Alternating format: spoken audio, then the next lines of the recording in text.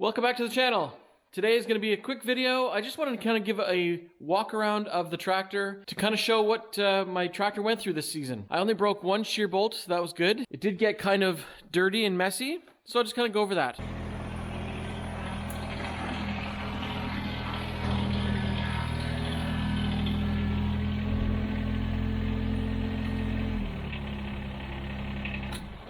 Okay, so let's take a bit of a walk around and see how the tractor fared over the winter. Let's start with the snowblower because that's what got most use. I didn't hit as much rocks this year as I did last year, so the back is in really good shape. Again, this got completely worn down, which is expected, I guess. I do spray that and put new paint on it every spring, so I will do that again. But everything looks in pretty good shape. The cutting edges seem fine, scraped again, but to be expected. Overall, very happy with the shape of the augers and of the bucket itself. The cutting edge is really not bad at all. I wanted to switch out for a high density plastic to save the driveway. What I did this year instead is I just let the snow build up and cover the asphalt, so I didn't have to worry about scraping the pavement as much. So I think that that worked out really well. There is quite a bit of rust on the main gear and the support for the chute. I think this year I'm going to take these off and clean them up. GP Outdoors, Gord, had a really good video. I'll link it in the description, what he did with his, and I think they were a bit too tight on his and really reduced the speed of the chute turning. So I'm going to take that off and clean this up and clean up the chute. The inside of the chute, completely worn down. I do spray that, and then I also wax that as well to make sure that the snow can shoot out really well. The hinge up here seems fine, a little bit bent, so maybe I'll fix that. Overall, the chute looks fine. This is a windshield wiper motor that was put on by my local dealer, and it works fantastic for deflecting the chute. It's an electrical system, so you're not having to worry about diverting hydraulic fluid to it. It's a simple design, works great. That gets plugged in to an electrical line here with a really nice fitting, and this is the covers that go on each end when they're not being used. And then that snakes up here to a box on the control arm with a momentary switch for up and down. And that works really good. I'm really happy with that. So again, not so bad on this side. Getting some rust in here, so I will clean those up, spray them with a bit of lube. Main pivot line, that's still good for the main pin to hold the quick attach on. This side is dirty again, so this was my muffler that I made as an attachment so that it would divert exhaust fumes down into this area, but it didn't seem to help much. So I still got a lot of exhaust on this side of the blower.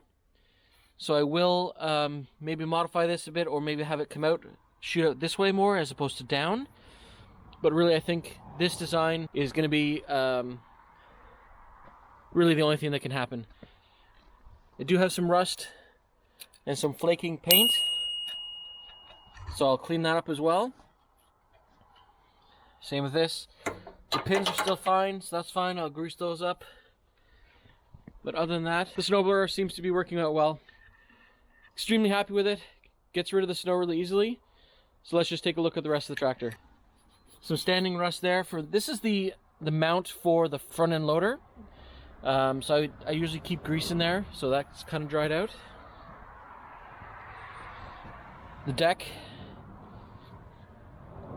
some dirt and stuff in there. I will be taking this off, I think, this year, cleaning underneath it and putting a tack strip on the side so that I don't keep wrecking the paint there. Operator console, just a bit of dirt. Seats in great condition. No issues. I'm getting a bit of wear on the armrests, so that is a bit of wear there. Don't have much in there. There's the shear pin from the only shear pin I broke this year. So, not bad. That's my box there. The box blade did great. I didn't use it much at all. I didn't have to do as much backblading. There is a bit of wear in the corner. It kind of raises up a bit. Here you can probably see that a bit more, where it angles up. But other than that, the box blade's great. Bit of dirt down there.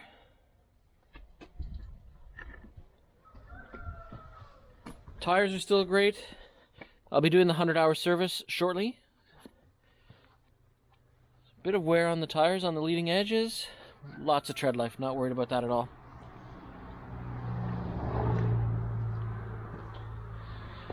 I will be giving this a nice big cleanup. The next the next week or so, we're supposed to get plus weather, so +5, +7s, so winter is definitely on its way out.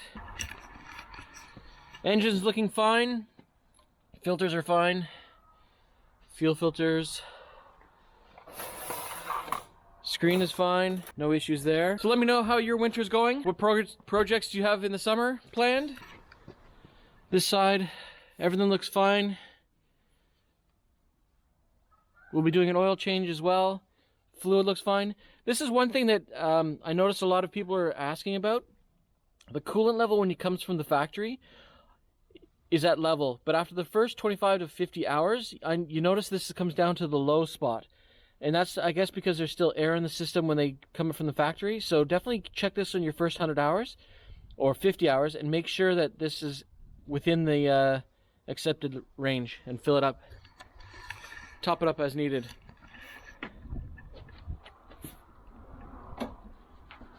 The other thing that I had was I'd done a video on adding rubber stoppers for these clips because they rattled like crazy when the engine was running, and this quieted things up immensely. So really good little tip for that is just put some rubber over the pegs and that's fine. I've also seen a lot of videos asking about how to turn this knob. So this knob should be able to be turned in both directions. As you can see, I can do it just with my hand, and you can turn it in both directions. And I always leave mine in the top position because I don't use a mid-mount mower. The easiest thing to do is make sure that your 3-point hitch is in its top position. That brings up the undercarrier so that it relieves the pressure off that dial, allowing you to move it much easier. If it's down or lowered, then you can't turn that. So you have to relieve the pressure off the gearing so that you can turn that knob. When I was watching a friend of mine, James, at Killing It Country, I noticed in his videos when he's plowing and moving stuff around with his rear implements that it was moving, and it was in the winter time, and he doesn't have a mid-mount mower on his either. So I asked him, I said, why don't you lock it in the top position? And his response was, because he wants it to keep moving. So I thought of that, I was like, that makes a lot of sense. Because right now what's going to happen with mine, I always leave it in the top position, which means those linkages are never going to get moved. So I will start to keep it down a bit so that you can change the height as you move your rear implements. That'll keep things moving so they don't seize on you. Good point, James. Thanks very much. I'll link his video as well so you can see that. So I do have a B-expanded belly tray that guards my rear PTO and the HST fan that's at the back. In the springtime, I will show another video of me installing that and how the linkages actually work. But if you're having trouble turning that knob, put your 3-point hitch in its top position and you'll be able to return that knob no problem. It's also a good idea to lube that threaded rod underneath where that adjustment knob is. So those are good points. So that's a bit of a walk around of how my BX23s has fared over the winter. I'm calling it that this is the last storms we'll have. All this week it's supposed to be in the pluses. So that's great.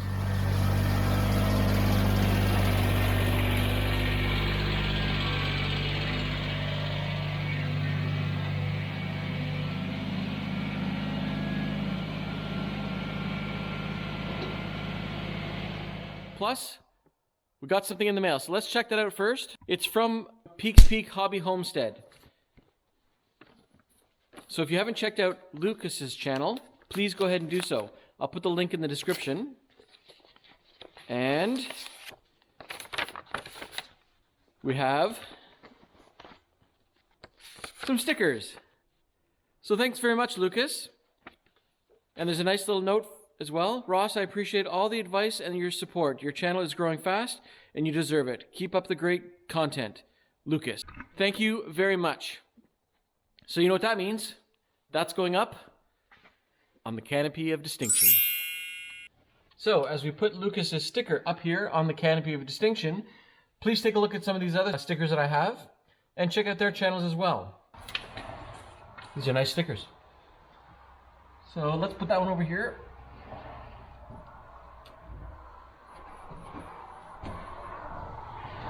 Take a look at that.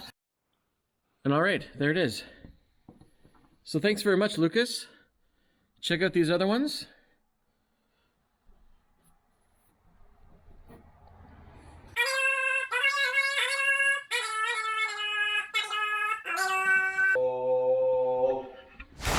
So today is about 1 degree. Yesterday it was like plus 16. And we had so much melting snow that my French drain's kind of backed up on us. And in this area, my French drain comes down off the roof and it goes underground in front of the shop and out into the field over there. But it was overflowing and then filling this entire area with water. We also have a French drain in the back as well, and it was just overflowing all up against my foundation. So I'm gonna have to put stakes in the ground where the French drains come out, and then I will make sure I clear those out periodically in the winter, so that in the spring when we get a big thaw like this, it's clear enough that I can let the water out. So I'm not going to plow today. This will all just kind of melt off. Big shout out to Lucas from Peaks Peak Hobby Homestead, the Canopy of Distinction. If you'd like to put your stickers on there, please check out my email in the description of this video, and you'll get the PO box where you can send them. I do have stickers on the way, and I will be reaching out to each one of you who've given me stickers so I can send them to you. So thank you very much for that. All right, so thanks very much for watching. If you like this content, please like and subscribe. We've got a lot of projects coming in the spring and summer. So thank you very much for all the subscribers and for watching. What did you do on your land today?